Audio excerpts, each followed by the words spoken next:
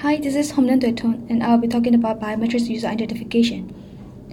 So, automated biometrics systems have only become available over the last few decades due to insignificant advances in the field of computer processing. Many of these new automated techniques, however, are based on ideas that were originally conceived hundreds and even thousands of years ago. So, one of the most basic examples of a characteristic that is used for recognition is by face. Since the beginning, humans have used faces to identify familiar and unfamiliar individuals. This simple task becomes increasingly more challenging as populations increase and as more convenient methods of travel introduce many new individuals into once small communities. So the earliest form of biometrics appeared on the scene back in 1800s. Alphonse Bertillon, a Parisian anthropologist and then police tax clerk, developed a method for identifying criminals that became known as Bertillonage. Bertillonage was a form of anthropometry, a system by which measurements of the body are taken for classification and comparison purposes. It also involved recording shapes of body in relation to movements and differential markings on the surface of the body, such as scars, birthmarks, tattoos, etc.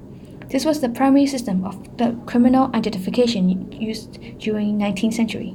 Because of the amount of time and effort that went into collecting measurements and the overall inaccuracy of the process, Bertillonage was quickly replaced when fingerprinting emerged on the scene as a more efficient and accurate means of identification. Fingerprinting can be traced back as far as 14th century in China. Fingerprinting as a means of identification proved to be enforceable. It was accepted that each individual possessed a unique, identifiable, and unchangeable fingerprint. This new system of identification was accepted more reliable than Bertillonage. Henry classification system, named after Edward Henry, who developed the first and implemented the system in 1897 in India, was the first method of classification for fingerprint identification based on physiological characteristics. So in 1902, the New York Civil Service began testing the Henry's method, with armies, navies, and marines all adopting this method by 1907. From this point, Henry's system of fingerprinting became the system most commonly used in English-speaking countries. Next is current uses. Today, the biometrics applied by the police force is truly multimodal. Fingerprint, face, and voice recognition plays a unique role in improving public safety and keeping track of the people we are looking for. Next is the border control. A key area of application biometric technology is at the borders.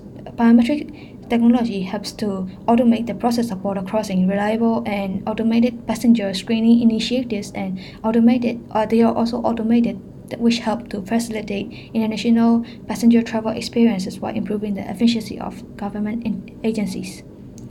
In the field of healthcare, biometrics introduces an enhanced model. Medical records are among the most valuable personal documents, so doctors need to be able to access them quickly.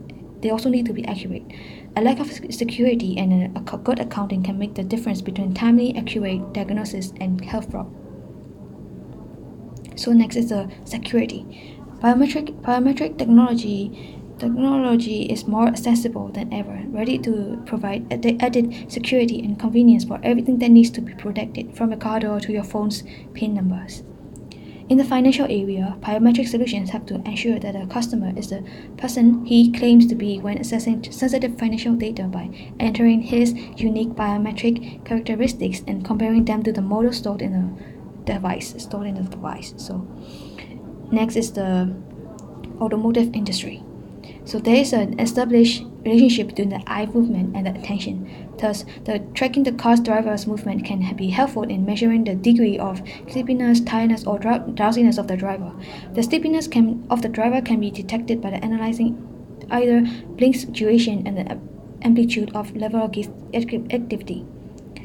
Aviation, the flight simulators track the pilot's eye and head movement in order to analyze the pilot's behavior and the realistic circumstances.